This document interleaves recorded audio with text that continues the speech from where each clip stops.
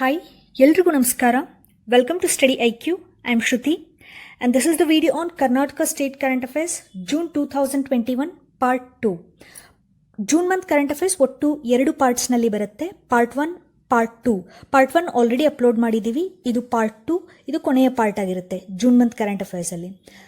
Current affairs is a very important section in all government job exams, and the content in this video will give knowledge about current happenings around us with special focus on Karnataka state. Related static GK is also covered here. This will boost up your preparation. This video is very much helpful for all government job exams, especially KPSC exams. Kannada medium aspirants ಮತ್ತು English medium aspirants ಇಬ್ಬರಿಗೂ ಉಪಯೋಗ ಆಗಲಿ ಅಂತ ಕನ್ನಡ ಮತ್ತು English ಭಾಷೆಯಲ್ಲಿ explain ಮಾಡಲಾಗಿದೆ. Let's start. Before that, here is an announcement. StudyIQ is selling courses on various government exams and there is a course available on Karnataka State Public Service Commission. For more details, log on to the official website of StudyIQ and here are the contact numbers. And also please download StudyIQ mobile application. Through this mobile application, you can avail smart courses. Here is the first question, June month current affairs, part 2. The National Skill Development Corporation or NSDC along with which other company launched Digital Skill Champions program that aims to train Indian youth on digital skills to make them employment ready. Options are Twitter, WhatsApp, Facebook, Instagram. NSDS collaborated with which company and launched Digital Skill Champions program is the question and the options are given here. Please pause the video and try to answer this question. Right answer is option B, WhatsApp. WhatsApp is the right answer and here is that news. NSDC WhatsApp launch program to train youth in digital skills. See, India embraces digital innovation and entrepreneurship. The youth today are made aware of and educated about how they can upskill themselves and take charge of their presence online. Now, the important point to be remembered here is National Skill Development Corporation or NSDC and WhatsApp launched Digital Skill Champions certification, Digital Skill Champions program. Okay, they will give the certificate, Digital Skill Champions certificate. Name of the program is Digital Skill Champions program. What is the aim of this program? The aim is to train Indian youth on digital skills to make them employment ready. Okay, NSDC and WhatsApp launched Digital Skill Champions program to train Indian youth on digital skills to make them employment ready. They will award this certificate. Name of that certificate is Digital Skill Champions. This particular course is comprehensive and intensive in imparting knowledge about important aspects of the online ecosystem and it also equips students with technology-based learning on campuses across Tier 3 and Tier 4 towns and cities in the country. Here they are mainly focusing on Tier 3 and Tier 4 towns and cities in the country. And this particular project will kick off in 5 states including Karnataka state. Other states are Andhra, Tamil Nadu. This partnership identifies 2 broad areas of collaboration. WhatsApp Digital Skills Academy, Pradhan Mantri Kaushalya Kendra, WhatsApp Business App Training Sessions. Bharat ಈಗ digital ನಾವೀನ್ಯತೆ ಮತ್ತು ಉದ್ಯಮಶೀಲತೆಯನ್ನು ಪ್ರೋತ್ಸಾಹಿಸ್ತಾ ಇದೆ. ಇಂದಿನ ಯುವಜನರಿಗೆ online ecosystem ಬಗ್ಗೆ ಅರಿವಿರಬೇಕಾಗುತ್ತೆ ಮತ್ತು ಯುವಜನರಿಗೆ ಶಿಕ್ಷಣವನ್ನು ನೀಡೋದು ಕಡ್ಡಾಯವಾಗಿದೆ. ಆನ್ಲೈನ್ ಎಕೋಸಿಸ್ಟಮ್ ಬಗ್ಗೆ ಶಿಕ್ಷಣ ನೀಡೋದು ಕಡ್ಡಾಯವಾಗಿದೆ. ಈಗ ನ್ಯಾಷನಲ್ ಸ್ಕಿಲ್ ಡೆವಲಪ್ಮೆಂಟ್ ಕಾರ್ಪೊರೇಷನ್ ಅಥವಾ NSDC ಮತ್ತು ವಾಟ್ಸಪ್ ಒಂದು ಕಾರ್ಯಕ್ರಮವನ್ನು ಪ್ರಾರಂಭಿಸಿದೆ. ಆ ಕಾರ್ಯಕ್ರಮದ ಹೆಸರು ಡಿಜಿಟಲ್ ಸ್ಕಿಲ್ ಚಾಂಪಿಯನ್ಸ್ ಕಾರ್ಯಕ್ರಮ, ಡಿಜಿಟಲ್ ಸ್ಕಿಲ್ಸ್ ಚಾಂಪಿಯನ್ಸ್ ಪ್ರೋಗ್ರಾಮ್ ಅಂತ. ಭಾರತದ ಯುವ ಜನರಿಗೆ ಡಿಜಿಟಲ್ ಕೌಶಲ್ಯಗಳ ಬಗ್ಗೆ ತರಬೇತಿ ನೀಡಲಾಗುತ್ತೆ ಈ ಒಂದು ಕಾರ್ಯಕ್ರಮದ ಮೂಲಕ. ವಾಟ್ಸಪ್ ಮತ್ತು NSDC ಪ್ರಮಾಣೀಕರಣವನ್ನು ಸಹ ನೀಡುತ್ತೆ, ಒಂದು ಸರ್ಟಿಫಿಕೇಟ್ ಸಹ ನೀಡುತ್ತೆ. ಡಿಜಿಟಲ್ ಸ್ಕಿಲ್ ಚಾಂಪಿಯನ್ಸ್ ಅಂತ ಸರ್ಟಿಫಿಕೇಟ್ ನೀಡುತ್ತೆ. ಈ ಒಂದು ಕೋರ್ಸ್ನಲ್ಲಿ ಏನಿರುತ್ತೆ ಅಂದರೆ ಆನ್ಲೈನ್ ಎಕೋಸಿಸ್ಟಮ್, ಆನ್ಲೈನ್ ಆ ಒಂದು ವ್ಯವಸ್ಥೆಯ ಬಗ್ಗೆ ಮಾಹಿತಿಯನ್ನು ನೀಡಲಾಗುತ್ತೆ ಯುವ ಜನರಿಗೆ. ಇಲ್ಲಿ ಅವರು ಮೇನ್ಲಿ ಫೋಕಸ್ ಮಾಡ್ತಾ ಇರೋದು Tier 3 ಮತ್ತು Tier 4 ಪಟ್ಟಣಗಳು ಮತ್ತು ನಗರಗಳನ್ನು. Tier 3 Tier 4 ಸಿಟೀಸ್ ಅಂದರೆ ಇಲ್ಲಿ ಕಂಪ್ಯಾರಿಟಿವ್ಲಿ ಪಾಪ್ಯುಲೇಷನ್ ಸ್ವಲ್ಪ ಕಡಿಮೆ ಇರುತ್ತೆ. ಈಗ ಮೆಟ್ರೋ ಸಿಟೀಸ್ಗೆಲ್ಲ ಕಂಪೇರ್ ಮಾಡಿದ್ರೆ ಪಾಪ್ಯುಲೇಷನ್ ಸ್ವಲ್ಪ ಕಡಿಮೆ ಇರುತ್ತೆ, ಸಣ್ಣ ಪುಟ್ಟ ನಗರಗಳು. ಸಣ್ಣ ನಗರಗಳು ಮತ್ತು ಪಟ್ಟಣಗಳಲ್ಲಿ ಇರುವಂಥ ಯುವ ಜನರಿಗೆ ಡಿಜಿಟಲ್ ಕೌಶಲ್ಯಗಳ ಬಗ್ಗೆ ತರಬೇತಿ ನೀಡೋದು ಈ ಡಿಜಿಟಲ್ ಸ್ಕಿಲ್ ಚಾಂಪಿಯನ್ಸ್ ಕಾರ್ಯಕ್ರಮದ ಉದ್ದೇಶ ಆಗಿರೋದು. Here is an information about NSDC, which stands for National Skill Development Corporation. The current CEO of this NSDC, Manish Kumar, and this corporation was founded in the year 2008. It is headquartered at New Delhi. It comes under Ministry of Finance as PPP model, Public-Private Partnership model. That was all about NSDC and WhatsApp. Now let's move to the next news. Okay, this news is about a multinational project endorsed by United Nations. A multinational project co-led by ISRO and NOAA from US recently endorsed by UN body. What are the themes of this project? NOAA is from US.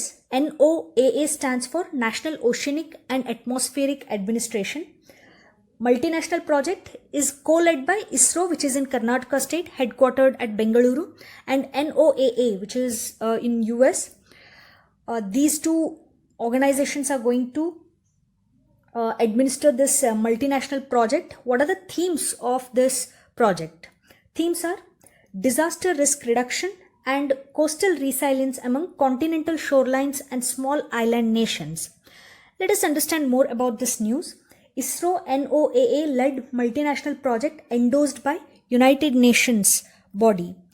This project has been endorsed by UN body. That is why this is very important for exam. So it's a multinational project co-led by ISRO and NOAA. It aims to improve the accuracy of coastal data based on satellite and land-based observations. This project has been endorsed by United Nations body. Why UN endorsed this project? This project is going to use innovative technology and foster trust and collaboration among scientists. This particular project aims to improve accuracy of coastal data based on satellite and land-based observations. Its pilot projects are uniquely capable of using Earth observation technologies to meet several of the 17 United Nations designated Sustainable Development Goals for the Ocean Decade Initiative. There are 17 Sustainable Development Goals designated by United Nations, and this project is going to help in achieving those goals. ಈ news ಇರೋದು ಒಂದು multinational project ಬಗ್ಗೆ, ಅಂದರೆ ಬಹುರಾಷ್ಟ್ರೀಯ ಯೋಜನೆಯ ಬಗ್ಗೆ. ಈ ಯೋಜನೆಯನ್ನು ಲೀಡ್ ಮಾಡ್ತಾ ಇರೋದು ಇಸ್ರೋ ಮತ್ತು NOAA ಅಂತ. ಇಸ್ರೋ ಅಂದರೆ ಇಂಡಿಯನ್ ಸ್ಪೇಸ್ ರಿಸರ್ಚ್ ಆರ್ಗನೈಸೇಷನ್, ಇದರ ಹೆಡ್ ಕ್ವಾರ್ಟರ್ಸ್ ಇರೋದು ಬೆಂಗಳೂರಲ್ಲಿ. NOAA ಅಂದರೆ national oceanic and atmospheric administration. National oceanic and atmospheric administration ಇದು ಯುನೈಟೆಡ್ ಸ್ಟೇಟ್ಸ್ನಲ್ಲಿ ಇದೆ. ಈ ಇಸ್ರೋ ಮತ್ತು NOAA ಲೀಡ್ ಮಾಡ್ತಾ ಇರುವಂಥ ಮಲ್ಟಿನ್ಯಾಷನಲ್ ಪ್ರಾಜೆಕ್ಟ್ ಅಥವಾ ಬಹುರಾಷ್ಟ್ರೀಯ ಯೋಜನೆಯನ್ನು ಇತ್ತೀಚೆಗೆ ಯುನೈಟೆಡ್ ನೇಷನ್ಸ್ ಎಂಡೋರ್ಸ್ ಮಾಡಿದೆ, ಅನುಮೋದನೆ ನೀಡಿದೆ. ಯುನೈಟೆಡ್ ನೇಷನ್ಸ್ ಕೆಲವು ಸುಸ್ಥಿರ ಅಭಿವೃದ್ಧಿ ಗುರಿಗಳನ್ನು ನೀಡಿದೆ, ಅಂದರೆ ಸಸ್ಟೈನಬಲ್ ಡೆವಲಪ್ಮೆಂಟ್ ಗೋಲ್ಸ್ ಅಂತಾರೆ, ಸುಸ್ಥಿರ ಅಭಿವೃದ್ಧಿ ಗುರಿಗಳು. ಈ ಗುರಿಗಳನ್ನು ರೀಚ್ ಮಾಡೋದಕ್ಕೆ ಈ ಬಹುರಾಷ್ಟ್ರೀಯ ಯೋಜನೆ ಸಹಾಯ ಮಾಡುತ್ತೆ. ಹೀಗಾಗಿ ಯುನೈಟೆಡ್ ನೇಷನ್ಸ್ ಇದನ್ನು ಎಂಡೋರ್ಸ್ ಮಾಡಿರೋದು. ಈ ಮಲ್ಟಿನ್ಯಾಷನಲ್ ಪ್ರಾಜೆಕ್ಟಿಂದ ತೀರ ಪ್ರದೇಶ, ಸಣ್ಣ ದ್ವೀಪ ರಾಷ್ಟ್ರಗಳಲ್ಲಿ ವಿಪತ್ತು ಅಪಾಯವನ್ನು ಕಡಿಮೆ ಮಾಡಬಹುದು. ನಾನು ಆಗಲೇ ಹೇಳಿದೆ ಯುನೈಟೆಡ್ ನೇಷನ್ಸ್ ಇದನ್ನು ಎಂಡೋರ್ಸ್ ಮಾಡಿದೆ ಅಂತ. ಈ ಒಂದು ಬಹುರಾಷ್ಟ್ರೀಯ ಯೋಜನೆಯಲ್ಲಿ ನವೀನ ತಂತ್ರಜ್ಞಾನದ ಬಳಕೆ ಮಾಡಲಾಗಿದೆ. ಭೂಮಿಯ ವೀಕ್ಷಣಾ ತಂತ್ರಜ್ಞಾನಗಳನ್ನು ಸಮರ್ಥವಾಗಿ ಬಳಸಿಕೊಳ್ಳಲಾಗುತ್ತೆ. ಇದು ವಿಜ್ಞಾನಿಗಳಲ್ಲಿ ವಿಶ್ವಾಸ ಮತ್ತು ಸಹಯೋಗವನ್ನು ಹೆಚ್ಚಿಸುತ್ತೆ. ಉಪಗ್ರಹ ಮತ್ತು ಭೂ ಆಧಾರಿತ ಅವಲೋಕನಗಳನ್ನು ಆಧರಿಸಿದ ಕರಾವಳಿ ದತ್ತಾಂಶಗಳ ನಿಖರತೆಯನ್ನು ಸುಧಾರಿಸುವ ಗುರಿ ಹೊಂದಿದೆ ಈ ಬಹುರಾಷ್ಟ್ರೀಯ ಯೋಜನೆ. ಐ ರಿಪೀಟ್, ಉಪಗ್ರಹ ಮತ್ತು ಭೂ ಆಧಾರಿತ ಅವಲೋಕನಗಳನ್ನು ಆಧರಿಸಿದ ಕರಾವಳಿ ದತ್ತಾಂಶಗಳ ನಿಖರತೆಯನ್ನು ಸುಧಾರಿಸುವ ಗುರಿಯನ್ನು ಹೊಂದಿದೆ ಈ ಒಂದು project. It aims to improve the accuracy of coastal data based on satellite and land observations.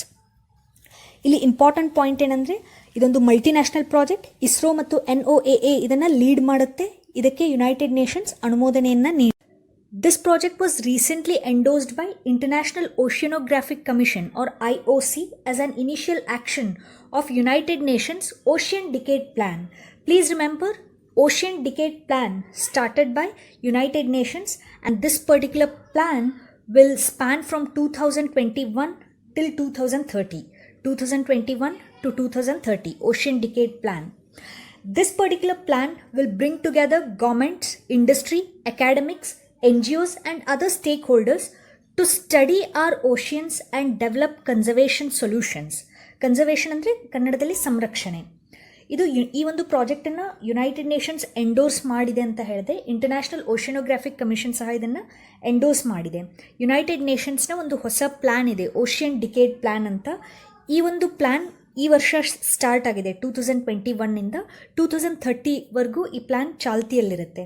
ಇಲ್ಲಿ ಗೌರ್ಮೆಂಟ್, ಇಂಡಸ್ಟ್ರಿ, ಅಕಾಡೆಮಿಕ್ಸ್, NGO, ಬೇರೆ ಸ್ಟೇಕ್ ಹೋಲ್ಡರ್ಸ್ ಎಲ್ಲರೂ ಸೇರಿ ಓಷಿಯನ್ಗಳ ಬಗ್ಗೆ ಇನ್ನೂ ಹೆಚ್ಚು ಸ್ಟಡಿ ಮಾಡ್ತಾರೆ, ಸಾಗರಗಳ ಬಗ್ಗೆ ಹೆಚ್ಚು ಸ್ಟಡಿ ಮಾಡ್ತಾರೆ ಮತ್ತು ಕನ್ಸರ್ವೇಷನ್ ಸೊಲ್ಯೂಷನ್ಸ್ನ ಸಹ ಡೆವಲಪ್ ಮಾಡ್ತಾರೆ. ಅಂದರೆ ಅಲ್ಲಿರುವಂಥ ಸಮಸ್ಯೆಗಳ ಬಗ್ಗೆ ಮತ್ತು ಅದನ್ನು ಹೇಗೆ ಸಾಲ್ವ್ ಮಾಡಬೇಕು, ಹೇಗೆ ಅಲ್ಲಿರುವಂಥ ಬಯೋಡೈವರ್ಸಿಟಿಯನ್ನು ಕನ್ಸರ್ವ್ ಮಾಡಬೇಕು, ಈ ತರಹದ ಬಗ್ಗೆ ಎಲ್ಲ ಸ್ಟಡಿ ಮಾಡ್ತಾರೆ ಓಷಿಯನ್ ಡಿಕೇಡ್ ಪ್ಲ್ಯಾನ್ ಅಡಿಯಲ್ಲಿ.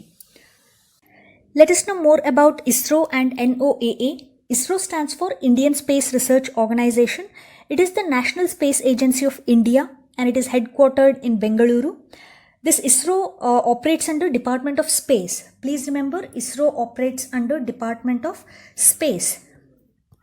Okay, and it is directly overseen by Prime Minister of India. ISRO is directly overseen by Prime Minister of India. And the chairman of ISRO acts as executive of DOS as well. He is the director of ISRO, director K. Sivan. And this particular organization was founded in the year 1969, 15th August 1969. Who is the founder of ISRO? Vikram Sarabhai. Vikram Sarabhai is also regarded as father of India's space program. Vikram Sarabhai, father of India's space program. Here the most important point is ISRO is overseen by Prime Minister of India. It comes under Department of Space. Now about National Oceanic and Atmospheric Administration. See, this is in Washington DC. It is headquartered in Washington DC, United States. It is an American scientific agency. It comes under Department of Commerce. Within United States, Department of Commerce. And this National Oceanic and Atmospheric Administration focuses on the conditions of oceans, major waterways and the atmosphere. ಈ national oceanic and atmospheric administration ಇದು Washington DC, United ಸ್ಟೇಟ್ಸಲ್ಲಿ ಇದೆ. ಸಾಗರಗಳು, ಪ್ರಮುಖ ಜಲಮಾರ್ಗಗಳು ಅಥವಾ waterways ಮತ್ತು ವಾತಾವರಣದ ಪರಿಸ್ಥಿತಿಗಳನ್ನು ಅವಲೋಕಿಸುತ್ತೆ. ಅಲ್ಲೇನಾದರೂ problem ಆದರೆ ಅದಕ್ಕೆ ಸೊಲ್ಯೂಷನ್ಸ್ನ ನೀಡುವಂಥ ಕೆಲಸ ಮಾಡುತ್ತೆ. ಈಗ ಈ NOAA ಮತ್ತು ನಮ್ಮ ಬೆಂಗಳೂರಿನಲ್ಲಿರುವಂಥ ISRO ಇಬ್ಬರೂ ಸೇರಿಕೊಂಡು ಒಂದು ಮಲ್ಟಿನ್ಯಾಷನಲ್ ಪ್ರಾಜೆಕ್ಟ್ ಕೈಗೆತ್ತಿಕೊಂಡಿದ್ದಾರೆ. ಈ ಪ್ರಾಜೆಕ್ಟಿಂದ ಲಾಭ ಏನಂದರೆ ತೀರ ಪ್ರದೇಶ, ಸಣ್ಣ ದ್ವೀಪ ರಾಷ್ಟ್ರಗಳಲ್ಲಿ ವಿಪತ್ತು ಅಪಾಯವನ್ನು ಕಡಿಮೆ ಮಾಡಬಹುದು. ಇವರು ಅಡ್ವಾನ್ಸ್ ಟೆಕ್ನಾಲಜಿಯನ್ನು ಬಳಸ್ತಾ ಇದ್ದಾರೆ. Now let's move to the next news. Okay, here is the question. Please pause the video and try to answer this question. Andhra ಪ್ರದೇಶದಲ್ಲಿರುವಂಥ ಅನಂತಪುರ ಡಿಸ್ಟ್ರಿಕ್ಟ್ ನಿಗದಿ ಫಾರೆಸ್ಟ್ ಏರಿಯಾದಲ್ಲಿ ಒಂದು ಹೊಸ ಹುಲ್ಲಿನ ಪ್ರಭೇದವನ್ನು ಡಿಸ್ಕವರ್ ಮಾಡಿದ್ದಾರೆ. ಲೋಫೋಪಾಂಗನ್ ಸ್ಪೀಷಿ ಅಂತ. ಲೋಫೋಪಾಂಗನ್ ಸ್ಪೀಷಿ ಇದು ಹುಲ್ಲಿನ ಪ್ರಭೇದ. ಈಗಾಗಲೇ 2 ಪ್ರಭೇದಗಳನ್ನು ಡಿಸ್ಕವರ್ ಮಾಡಿದ್ರು. ಇದು 3ನೇ ಪ್ರಭೇದ. ಇದು ನಿಗದಿ ಫಾರೆಸ್ಟಲ್ಲಿ ಕಂಡುಹಿಡಿದಿದ್ದಾರೆ. ಲೋಫೋಪಾಂಗನ್ ಪ್ರಭೇದಗಳು ಕರ್ನಾಟಕ ರಾಜ್ಯದ ಡ್ರೈ ಪಾರ್ಟ್ಸಲ್ಲಿ ಸಹ ಕಂಡುಬರುತ್ತೆ. ಈಗ ಪ್ರಶ್ನೆ ಏನಂದರೆ, ಈಗ ಡಿಸ್ಕವರ್ ಮಾಡಿರುವಂಥ ಹೊಸ ಲೋಫೋಪಾಂಗನ್ ಸ್ಪೀಷಿ ಏನಿದೆ, ಹುಲ್ಲಿನ ಹೊಸ ಪ್ರಭೇದ ಏನಿದೆ, ಇದನ್ನು IUCNನವರು ಅಂದರೆ international union for conservation of ನೇಚರ್ನವರು ಯಾವ ಕ್ಯಾಟಗರಿನಲ್ಲಿ ಇಟ್ಟಿದ್ದಾರೆ ಅನ್ನೋದು ಇಂಪಾರ್ಟೆಂಟ್. IUCN ಒಂದು ರೆಡ್ ಡೇಟಾ ಬುಕ್ ಅಂತ ಪಬ್ಲಿಷ್ ಮಾಡುತ್ತೆ. ಅದರಲ್ಲಿ ಈ ಪರ್ಟಿಕ್ಯುಲರ್ ಸ್ಪೀಷಿಯನ್ನು ಯಾವ ಕ್ಯಾಟಗರಿನಲ್ಲಿ ಸೇರಿಸಿದೆ ಅನ್ನೋದು ಪ್ರಶ್ನೆ. Least concern, near threatened, vulnerable, critically endangered, extinct in the wild, ಇಷ್ಟು ಕ್ಯಾಟಗರೀಸಲ್ಲಿ ಯಾವ ಕ್ಯಾಟಗರಿನಲ್ಲಿ ಲೋಫೋಪಾಂಗನ್ ಸ್ಪೀಷಿ ಬರುತ್ತೆ ಅನ್ನೋದು ಪ್ರಶ್ನೆ. ವಲ್ನರೇಬಲ್ ಅಂದರೆ ದುರ್ಬಲ ಅಂತ, ಕ್ರಿಟಿಕಲಿ ಎಂಡೇಂಜರ್ಡ್ ಅಂದರೆ ಅಳಿವಿನ ಅಂಚಿನಲ್ಲಿರುವಂಥ ಪ್ರಭೇದ ಅಂತ, ಕಾಡಿನಲ್ಲಿ ಅಳಿದು ಹೋಗಿದ್ರೆ ಈಗಾಗಲೇ ಅದನ್ನು ಎಕ್ಸ್ಟಿಂಕ್ಟ್ ಇನ್ ದ ವೈಲ್ಡ್ ಅಂತ ಕರೀತಾರೆ. ಸೊ ಈ ಲೋಫೋಪಾಂಗನ್ ಸ್ಪೀಷಿ ಈಗ IUCNನವರು ಇದನ್ನು ಯಾವ ಕ್ಯಾಟಗರಿನಲ್ಲಿ ಇಟ್ಟಿದ್ದಾರೆ? ಈ ಪ್ರಶ್ನೆಗೆ ಉತ್ತರ critically endangered. Critically endangered. Option D is the right answer to this particular question. Please remember the full form of IUCN, International Union for Conservation of Nature. This newly discovered Lophopongan species comes under critically endangered category. ಇಲ್ಲಿ ಆ ಪ್ರಭೇದದ photograph ನಾವು ನೋಡ್ತಾ ಇದ್ದೀವಿ. ಇದು rice ಫ್ಯಾಮ್ಲಿಗೆ ಸೇರುತ್ತೆ, ಅಕ್ಕಿಯ ಕುಟುಂಬ. ಸಸ್ಯಶಾಸ್ತ್ರ, ಬಾಟ್ನಿ ಓದಿರೋರಿಗೆ ಈ ಫ್ಯಾಮ್ಲಿ, ಜೀನಸ್, ಸ್ಪೀಷೀಸ್ ಎಲ್ಲ ಅರ್ಥ ಆಗುತ್ತೆ. ಇದು ರೈಸ್ ಫ್ಯಾಮಿಲಿಗೆ ಸೇರುತ್ತೆ, Lophopogon species. And this particular species endemic to dry parts of Karnataka state. Endemic ಅಂದರೆ ಸ್ಥಳೀಯ ಅಂತ ಮೀನಿಂಗ್ ಆಗುತ್ತೆ. ಇದರ ಸೈಂಟಿಫಿಕ್ ನೇಮ್, ಪ್ರತಿಯೊಂದು ಪ್ರಭೇದಕ್ಕೂ ಸೈಂಟಿಫಿಕ್ ನೇಮ್ ಅಥವಾ ಬಯೋಲಾಜಿಕಲ್ ನೇಮ್ಸ್ ಇರುತ್ತೆ. ಸೈಂಟಿಫಿಕ್ ನೇಮ್ ಲೋಫೋಪಾಂಗನ್ ಪ್ರಸನ್ನೆ ಅಂತ. This new grass species has been named after reputed botanist Dr. P.V. Prasanna. Dr. P.V. Prasanna, he is scientist G at Botanical Survey of India. Please remember the scientific name Lophopongan prasanne. ವೈಜ್ಞಾನಿಕ ಹೆಸರು, ಈ ಹೊಸ ಹುಲ್ಲು ಪ್ರಭೇದದ ವೈಜ್ಞಾನಿಕ ಹೆಸರು ಲೋಫೋಪಾಂಗನ್ prasannae ಅಂತ. ಒಬ್ಬರು ಪ್ರಖ್ಯಾತ ಸಸ್ಯ ವಿಜ್ಞಾನಿ ಇದ್ದಾರೆ ಬೊಟಾನಿಕಲ್ ಸರ್ವೆ ಆಫ್ ಇಂಡಿಯಾದಲ್ಲಿ. ಅವರ ಹೆಸರು ಡಾಕ್ಟರ್ ಪಿ ವಿ ಪ್ರಸನ್ನ ಅಂತ. ಇವರ ಹೆಸರನ್ನೇ ಈ ಹೊಸ ಹುಲ್ಲು ಪ್ರಭೇದಕ್ಕೆ ಇಡಲಾಗಿದೆ, ಲೋಫೋಪಾಂಗನ್ ಪ್ರಸನ್ನೆ ಅಂತ. ಇದು ರೈಸ್ ಫ್ಯಾಮಿಲಿಗೆ ಸೇರುತ್ತೆ. This Lophopogon is a genus of Indian plants in grass family. It is endemic to dry parts of India such as Andhra Pradesh, Bihar, Gujarat, Karnataka, Madhya Pradesh, Maharashtra, Odisha and Tamil Nadu. It consists of 2 species. Now the third species has been discovered, and Lophopogon prasanne has been assessed as critically endangered based on the International Union for Conservation of Nature's Red List criteria. International Union for Conservation of Nature. This is an international organization working in the field of nature conservation and sustainable use of natural resources. ಪ್ರಕೃತಿ ಸಂರಕ್ಷಣೆ ಮತ್ತು ನೈಸರ್ಗಿಕ ಸಂಪನ್ಮೂಲಗಳ ಸುಸ್ಥಿರ ಬಳಕೆಯ ಕ್ಷೇತ್ರದಲ್ಲಿ ಕೆಲಸ ಮಾಡ್ತಾ ಇರುವಂಥ ಅಂತಾರಾಷ್ಟ್ರೀಯ ಸಂಘಟನೆ ಇದು, IUCN. ರೆಡ್ ಡೇಟಾ ಬುಕ್ ಅನ್ನುವಂಥ ಡಾಕ್ಯುಮೆಂಟನ್ನು ಎಸ್ಟಾಬ್ಲಿಷ್ ಮಾಡಿರೋದು IUCN. ಓಕೆ, ಈ ರೆಡ್ ಡೇಟಾ ಬುಕ್ಕಲ್ಲಿನೇ ಬೇರೆ ಬೇರೆ ಸ್ಪೀಷೀಸ್ಗಳನ್ನು ಕ್ಯಾಟಗರೈಸ್ ಮಾಡಿ ಇಟ್ಟಿರ್ತಾರೆ. ಈಗ ಲೋಫೋಪಾಂಗನ್ ಸ್ಪೀಷಿಯನ್ನು ಅವರು ಕ್ರಿಟಿಕಲಿ ಎಂಡೇಂಜರ್ಡ್ ಸ್ಪೀಷಿ ಅಂತ ದಾಖಲಿಸಿದ್ದಾರೆ ರೆಡ್ ಡೇಟಾ ಬುಕ್ಕಲ್ಲಿ. Red data book is the document established by IUCN for documenting the rare and endangered species of plants, animals, fungi and also few local species that exist within a state or country. ಇದು ಅಪರೂಪದ ಮತ್ತು ಅಳಿವಿನಂಚಿನಲ್ಲಿರುವಂಥ ಜಾತಿಯ ಸಸ್ಯಗಳಾಗಿರಬಹುದು, ಪ್ರಾಣಿ, ಶಿಲೀಂಧ್ರಗಳು ಮತ್ತು ರಾಜ್ಯ ಅಥವಾ ದೇಶದ ಒಳಗೆ ಇರುವ ಕೆಲವು ಸ್ಥಳೀಯ ಪ್ರಭೇದಗಳನ್ನು ದಾಖಲಿಸುತ್ತೆ ರೆಡ್ ಡೇಟಾ ಬುಕ್ಕಲ್ಲಿ. ರೆಡ್ ಡೇಟಾ ಬುಕ್ಕನ್ನು ಎಸ್ಟಾಬ್ಲಿಷ್ ಮಾಡಿರೋದು IUCN. ಇದರ ಹೆಡ್ ಕ್ವಾರ್ಟರ್ಸ್ ಇರೋದು ಗ್ಲ್ಯಾಂಡ್, ಸ್ವಿಟ್ಜರ್ಲ್ಯಾಂಡಲ್ಲಿ. The current CEO of IUCN Bruno Oberle. Motto of IUCN united for life and livelihood. So that was all about IUCN Lophopogon species discovered in Nigdi Forest, Anantapur district, Andhra Pradesh. Now let's move to the next news is related to agriculture. This is very important, especially for KS mains. Let us study in detail. Karnataka sets up 3 centers of excellence under Indo-Israel project.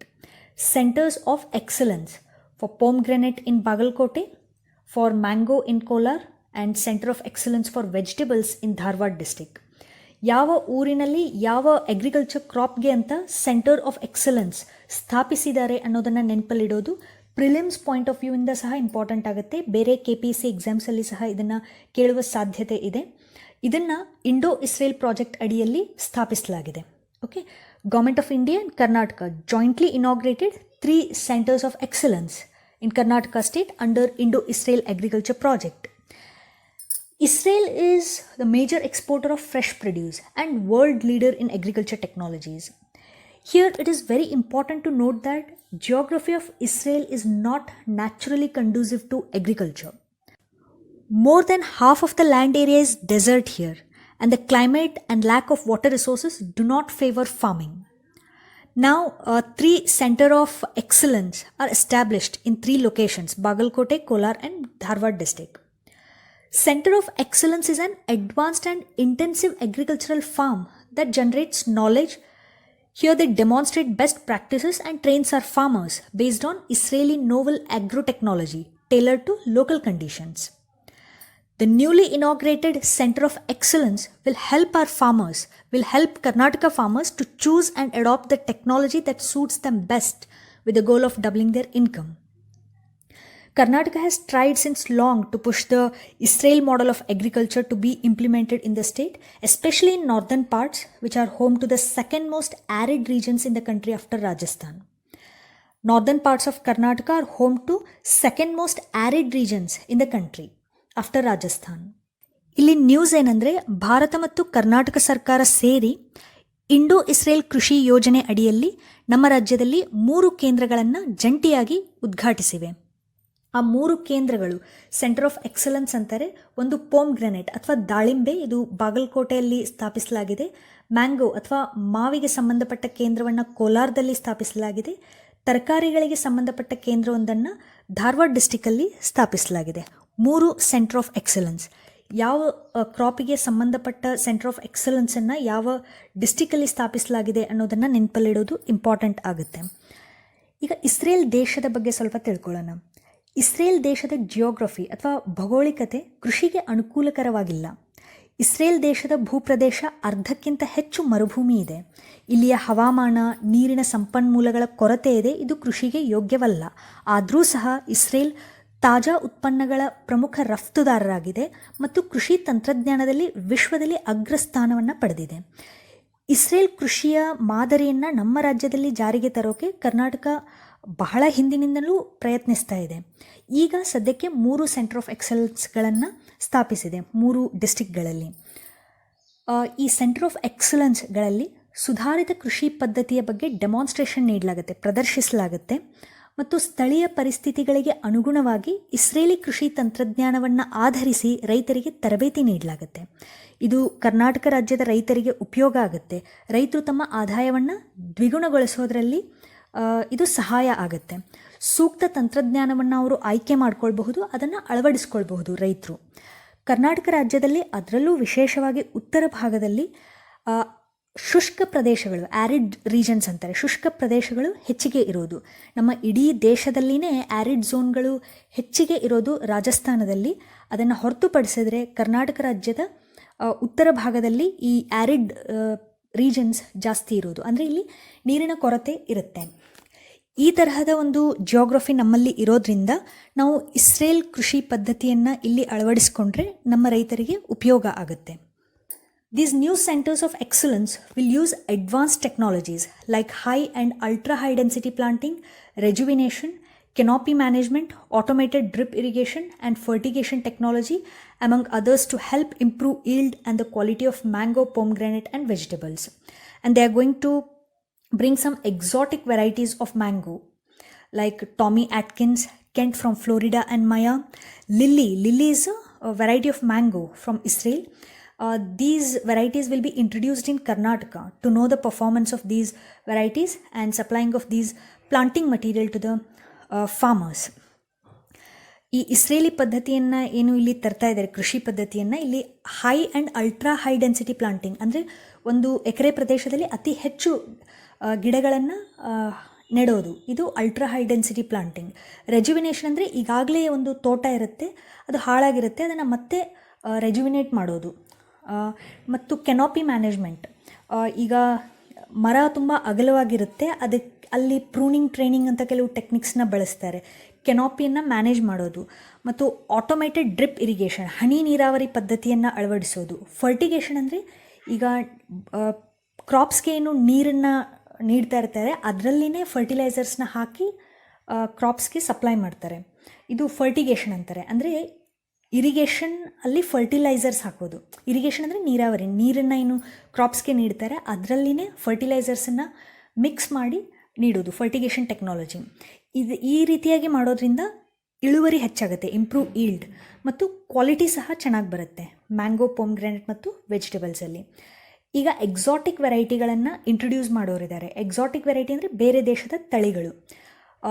ಮಾವಿನಲ್ಲಿ Tommy ಅಟ್ಕಿನ್ಸ್, Kent ಅಂತ ಮತ್ತು lily ಅನ್ನೋದು ಇಸ್ರೇಲಿಂದ ಬಂದಿರುವಂಥ ಒಂದು ತಳಿ. ಇದನ್ನು ನಮ್ಮ ರಾಜ್ಯದಲ್ಲಿ ಈ ಒಂದು ತಳಿಗಳು ಹೇಗೆ ಪರ್ಫಾರ್ಮ್ ಮಾಡುತ್ತೆ ಅನ್ನೋದನ್ನು ಸ್ಟಡಿ ಮಾಡ್ತಾರೆ. ಈ ಒಂದು ವೆರೈಟೀಸ್ನ ಪ್ಲಾಂಟಿಂಗ್ ಮಟೀರಿಯಲ್ಸ್ನ ಸಹ ಇಲ್ಲಿ ತರಿಸಿಕೊಡ್ತಾರೆ. Here is an information about the amount spent in establishing these center of excellence. This is not very important for exam. You can pause the video and read. Now let's move to the next news. Here is the next question. Government has appointed a private person dash as counselor in India's permanent mission in World Trade Organization for 3 years. What is the name of that person? This person is director of Bengaluru based think tank, policy think tank, Smahi Foundation. there is a foundation named Smahi Foundation in Bengaluru, and this person is the director of that Smahi Foundation. Now government has appointed this person as counselor in India's permanent mission in World Trade Organization for 3 years. What is the name of that person? Shrikant Sharma, R.V. Aryavardhan, Vedant Sinha, Ashish Chandorkar. Right answer is option D, Ashish Chandorkar. Here is that news. He is Mr. Ashish Chandorkar, director of Bengaluru-based policy think tank Smahi Foundation of Policy and Research. Government appoints Ashish Chandorkar as director at India's WTO mission, World Trade Organization, for 3 years. For the first time, a private person has been appointed at the mission. This is very important. Smahi Foundation is a non-government company. It is registered at Bengaluru. ವಿಶ್ವ ವ್ಯಾಪಾರ ಸಂಸ್ಥೆಯಲ್ಲಿ ಭಾರತದ ಆಶಿಷ್ ಚಂದೋರ್ಕರ್ ಅನ್ನುವಂಥ ಒಬ್ಬ ವ್ಯಕ್ತಿಯನ್ನು ಸರ್ಕಾರ 3 ವರ್ಷಗಳ ಕಾಲ ನೇಮಕ ಮಾಡಿದೆ. ವಿಶ್ವ ವ್ಯಾಪಾರ ಸಂಸ್ಥೆ ವರ್ಲ್ಡ್ ಟ್ರೇಡ್ ಆರ್ಗನೈಸೇಷನ್ನಲ್ಲಿ ಮೊದಲನೇ ಬಾರಿಗೆ ಒಬ್ಬ ಖಾಸಗಿ ವ್ಯಕ್ತಿಯನ್ನು ನೇಮಿಸಲಾಗಿದೆ ಈ ಒಂದು ಮಿಷನ್ಗೆ. ಶ್ರೀ ಚಂದೋರ್ಕರ್ ಅವರು ಬೆಂಗಳೂರು ಮೂಲದ ಪಾಲಿಸಿ ಥಿಂಕ್ ಟ್ಯಾಂಕ್ ಸ್ಮಹಿ foundation of policy and research ಇದರ ನಿರ್ದೇಶಕರಾಗಿ ಸೇವೆ ಸಲ್ಲಿಸ್ತಾ ಇದ್ದಾರೆ. Here's an information about World Trade Organization. This organization is headquartered at Geneva, Switzerland. This is at Geneva, Switzerland. Please remember this point. WTO is an intergovernmental organization. It regulates and facilitates international trade between nations. There are 164 member nations, and this WTO was founded in the year 1995, and she is the current Director General of World Trade Organization. Her name is Dr. ನೋಜಿ ಒಕೊನ್ಜೋ ಇವಿಲಾ.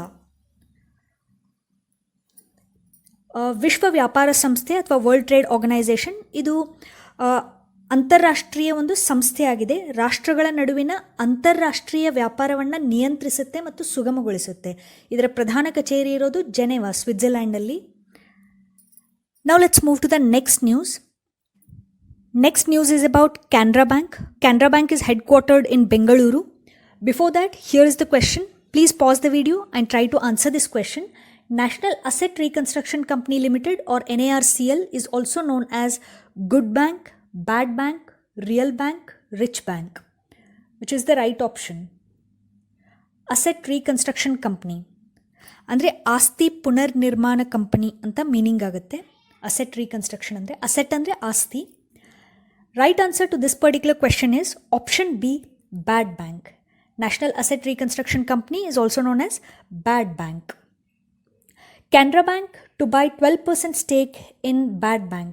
Please remember this percentage. Canara Bank to buy 12% stake in this NARCL or Bad Bank. Bad Bank refers to a financial institution that takes over bad assets of lenders or banks and undertakes resolution. I'll give more information about Bad Bank in upcoming slides. Before that, let us know about this 12% stake. Canara Bank said it will be the lead sponsor of National Asset Reconstruction Company Limited with 12% stake in the entity. In February 2021, RBI proposed the structure of this bank. RBI announced a structure for this NARCL.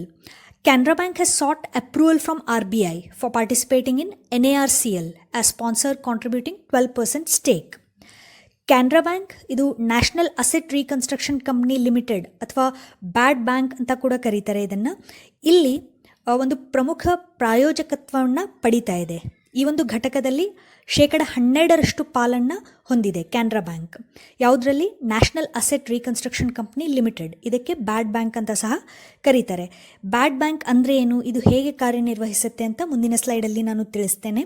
12% ಪಾಲನ್ನು ಪಡೆದಿದೆ Canara bank ಈ NARCLನಲ್ಲಿ ಅನ್ನೋದನ್ನು ನೆನಪಲ್ಲಿಡಬೇಕಾಗತ್ತೆ. ಈ ಒಂದು ಸ್ಪಾನ್ಸರ್ಶಿಪ್ಗಾಗಿ Canara bank reserve bank of ಇಂಡಿಯಾಯಿಂದ ಅನುಮೋದನೆಯನ್ನು ಕೋರಿದೆ. ಈಗ ಬ್ಯಾಡ್ ಬ್ಯಾಂಕ್ ಅಂದರೆ ಏನು, ಇವು ಹೇಗೆ ಕಾರ್ಯನಿರ್ವಹಿಸುತ್ತೆ ಅಂತ ಡೀಟೇಲ್ ಆಗಿ ತಿಳ್ಕೊಳ್ಳೋಣ. ಬ್ಯಾಡ್ ಬ್ಯಾಂಕ್ಗಳು ಅಂದರೆ ಅಸೆಟ್ ರೀಕನ್ಸ್ಟ್ರಕ್ಷನ್ ಕಂಪನಿಗಳು, ಅಂದರೆ ಆಸ್ತಿ ಪುನರ್ನಿರ್ಮಾಣ ಕಂಪನಿಗಳಿವು ಬ್ಯಾಡ್ ಬ್ಯಾಂಕ್ ಅಂದರೆ. ನಮ್ಮ ದೇಶದಲ್ಲಿ ಅನೇಕ ಬ್ಯಾಡ್ ಬ್ಯಾಂಕ್ಗಳಿವೆ, ಅಂದರೆ ಆಸ್ತಿ ಪುನರ್ನಿರ್ಮಾಣ ಕಂಪನಿಗಳಿವೆ ಅಥವಾ ಅಸೆಟ್ ರೀಕನ್ಸ್ಟ್ರಕ್ಷನ್ ಕಂಪನಿಗಳಿವೆ. ಅವುಗಳಲ್ಲಿ national asset reconstruction company limited ಸಹ ಒಂದು. ಇದು ಬ್ಯಾಡ್ ಬ್ಯಾಂಕ್. ಓಕೆ, ಇವು ಹೇಗೆ ಕಾರ್ಯನಿರ್ವಹಿಸುತ್ತೆ ಅಂತ ತಿಳ್ಕೊಳ್ಳೋಣ. ನಮ್ಮ ಎಲ್ಲ ಬ್ಯಾಂಕ್ಗಳೇನಿರುತ್ತೆ, ಕೆನರಾ ಬ್ಯಾಂಕ್ ಆಗಿರ್ಬೋದು, SBI ಆಗಿರಬಹುದು, ಈ ಎಲ್ಲ ಬ್ಯಾಂಕ್ಗಳು ಸಾಲವನ್ನು ನೀಡುತ್ತೆ. ವ್ಯಕ್ತಿಗೆ ಸಾಲವನ್ನು ನೀಡುತ್ತೆ ಅಥವಾ ಕಂಪನಿಗೆ ಸಹ ಸಾಲವನ್ನು ನೀಡ್ತವೆ ಈ ಒಂದು ಬ್ಯಾಂಕ್ಗಳು. ಆ ಸಾಲವನ್ನು ಆ ವ್ಯಕ್ತಿ ಅಥವಾ ಆ ಕಂಪನಿ ಹಿಂದಿರುಗಿಸದೇ ಇದ್ದರೆ, ವಾಪಸ್ ಬ್ಯಾಂಕಿಗೆ ಸಾಲವನ್ನು ಹಿಂದಿರುಗಿಸದೇ ಇದ್ದರೆ ಆ ಬ್ಯಾಂಕಿಗೆ ಲಾಸ್ ಆಗುತ್ತೆ. ಅಂತಹ ಲೋನ್ ಏನಿರುತ್ತೆ, ಅಂದರೆ ವಾಪಸ್ ಬರದೇ ಇರುವಂಥ ಲೋನ್ ಏನಿರುತ್ತೆ, ಅದನ್ನು ಬ್ಯಾಡ್ ಲೋನ್ ಅಂತ ಕರೀತಾರೆ ಅಥವಾ ನಾನ್ ಪರ್ಫಾರ್ಮಿಂಗ್ ಅಸೆಟ್ಸ್ ಅಂತ ಕೂಡ ಕರೀತಾರೆ. ಒಂದು ಬ್ಯಾಂಕ್ ಸಾಲವನ್ನು ನೀಡಿದೆ, ಬಟ್ ಆ ಸಾಲ ವಾಪಸ್ ಬರ್ತಾ ಇಲ್ಲ. ಅಂತಹ ಸಾಲವನ್ನು ಅಥವಾ ಅಂತಹ ಲೋನನ್ನು ನಾನ್ ಪರ್ಫಾರ್ಮಿಂಗ್ ಅಸೆಟ್ ಅಂತ ಕರೀತಾರೆ ಅಥವಾ ಬ್ಯಾಡ್ ಲೋನ್ ಅಂತ ಕರೀತಾರೆ. ಬ್ಯಾಂಕ್ಗಳಲ್ಲಿ ಯಾವುದೇ ಬ್ಯಾಂಕ್ ಆಗಿರ್ಬೋದು, ಅಲ್ಲಿ NPAಗಳು ಇರಬಾರ್ದು, ಆ್ಯಕ್ಚುಲಿ ಇರಲೇಬಾರ್ದು. ಬಟ್ NPAಗಳು ಜಾಸ್ತಿ ಆದರೆ ಆ ಬ್ಯಾಂಕಿಗೆ ತುಂಬ ಲಾಸ್ ಆಗುತ್ತೆ. ಈಗ ಈ ಬ್ಯಾಂಕ್ಗಳು ಏನು ಮಾಡುತ್ತೆ ಅಂದರೆ, ಸಾಲವನ್ನು ಹಿಂಪಡೆಯೋದಕ್ಕೆ ತುಂಬ ಎಫರ್ಟ್ ಹಾಕಬೇಕಾಗುತ್ತೆ, ಟೈಮ್ ವೇಸ್ಟ್ ಆಗುತ್ತೆ, ಬ್ಯಾಂಕಿನ ಇತರ ಚಟುವಟಿಕೆಗಳ ಮೇಲೆ ನಿಗಾ ವಹಿಸೋದು ಕಷ್ಟ ಆಗುತ್ತೆ ಬ್ಯಾಂಕ್ಗಳಿಗೆ. ಹೀಗಾಗಿ ಈ ಬ್ಯಾಂಕ್ಗಳೇನು ಮಾಡುತ್ತೆ ಅಂದರೆ, ತಮ್ಮಲ್ಲಿ ಇರುವಂತಹ ನಾನ್ ಪರ್ಫಾರ್ಮಿಂಗ್ ಅಸೆಟ್ಸ್ ಅಥವಾ ಬ್ಯಾಡ್ ಲೋನ್ಗಳನ್ನು ಈ ಬ್ಯಾಡ್ ಬ್ಯಾಂಕ್ಗಳಿಗೆ ಮಾರಾಟ ಮಾಡುತ್ತೆ. ಅಂದರೆ ಅಸೆಟ್ ರೀಕನ್ಸ್ಟ್ರಕ್ಷನ್ ಕಂಪನಿಗಳಿಗೆ ತನ್ನ NPAಗಳನ್ನು ಮಾರಾಟ ಮಾಡುತ್ತೆ, ನಾನ್ ಪರ್ಫಾರ್ಮಿಂಗ್ ಅಸೆಟ್ಗಳನ್ನು ಮಾರಾಟ ಮಾಡುತ್ತೆ, ಅಥವಾ ತನ್ನ ಬ್ಯಾಡ್ ಲೋನ್ಸನ್ನು ಬ್ಯಾಡ್ ಬ್ಯಾಂಕ್ಗಳಿಗೆ ಮಾರಾಟ ಮಾಡ್ತವೆ ಈ ಎಲ್ಲ ಬ್ಯಾಂಕ್ಗಳು. Bad bank is a bank set up to buy bad loans and other illiquid holdings of another financial institution. The entity holding significant non-performing assets will sell those holdings to the bad bank at market price. ಈ asset reconstruction ಕಂಪನಿಗಳು ಅಥವಾ ಬ್ಯಾಡ್ ಬ್ಯಾಂಕ್ಗಳು ಆ ಎಲ್ಲ NPAಗಳನ್ನು ಬ್ಯಾಂಕ್ಗಳಿಂದ ಪಡೆಯುತ್ತೆ, ಅದಕ್ಕೆ ಹಣ ಪಾವತಿ ಸಹ ಮಾಡ್ತವೆ. ಇದರಿಂದ ಬ್ಯಾಡ್ ಬ್ಯಾಂಕ್ ಅಥವಾ ಅಸೆಟ್ ರೀಕನ್ಸ್ಟ್ರಕ್ಷನ್ ಕಂಪನಿಗಳಿಗೆ ಏನು ಲಾಭ ಅಂದರೆ, ಈ ಬ್ಯಾಂಕ್ಗಳು ಇರೋದೇ, ಬ್ಯಾಡ್ ಬ್ಯಾಂಕ್ಗಳು ಇರೋದೇ ಆ ಸಾಲವನ್ನು ರಿಕವರ್ ಮಾಡ್ಕೊಳ್ಳೋದಕ್ಕೆ.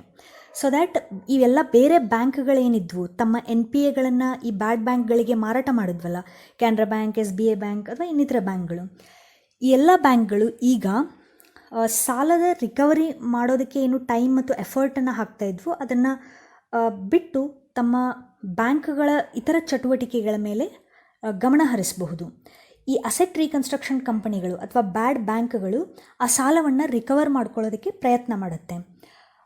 ಸಪೋಸ್ ಆ ಸಾಲವನ್ನು ಹಿಂಪಡೆಯೋದಕ್ಕೆ ಸಾಧ್ಯವಾಗದಿದ್ದಲ್ಲಿ ಅಸೆಟ್ ರೀಕನ್ಸ್ಟ್ರಕ್ಷನ್ ಕಂಪನಿಗಳಿಗೆ ಲಾಸ್ ಆಗುತ್ತೆ ಆಬ್ವಿಯಸ್ಲಿ. ಅದನ್ನು ಹಿಂಪಡೆಯೋದ್ರಲ್ಲಿ ಸಫಲ ಆದರೆ ಈ ಬ್ಯಾಡ್ ಬ್ಯಾಂಕ್ ಅಥವಾ ಅಸೆಟ್ ರೀಕನ್ಸ್ಟ್ರಕ್ಷನ್ ಕಂಪನಿಗಳು, ಆಗ ಈ ಕಂಪನಿಗಳಿಗೆ ಲಾಭ ಆಗುತ್ತೆ. ಇದು ಬ್ಯಾಡ್ ಬ್ಯಾಂಕ್ ಅಥವಾ ಅಸೆಟ್ ರೀಕನ್ಸ್ಟ್ರಕ್ಷನ್ ಕಂಪನಿಗಳು ಕಾರ್ಯನಿರ್ವಹಿಸುವಂಥ ರೀತಿ. This bad bank helps other banks to concentrate in normal banking activities. Banks, rather than going after the defaulters by wasting their time and effort, can sell bad assets to these asset reconstruction companies. By transferring such assets to the bad bank, original institution may clear its balance sheet. Bad bank or even a network of bad banks will not make losses disappear, but the losses or non-performing loans transferred to the bad bank will still exist. ಬೇರೆ ಬ್ಯಾಂಕ್ಗಳಿಗೆ ಸಹಾಯ ಆಗಲಿ ಅಂತಾನೆ ಈ ಬ್ಯಾಡ್ ಬ್ಯಾಂಕ್ಗಳನ್ನು, asset reconstruction ಕಂಪನಿಗಳನ್ನು ಸ್ಥಾಪಿಸಲಾಗಿದೆ. Now let us know about Canara Bank. Canara Bank is one of the largest Indian government-owned banks and it is under the ownership of Ministry of Finance, Government of India. Canara Bank is headquartered in Bengaluru. It was established at Mangaluru in the year 1906. This bank was established in 1906 in Mangaluru. Now the current headquarters is in Bengaluru. This was established by Amembal Subbarao Pai and later the government nationalized this bank in 1969. Okay, that's the end of this video, Karnataka State Current Affairs, June 2021, Part 2. Thanks for watching. All the best.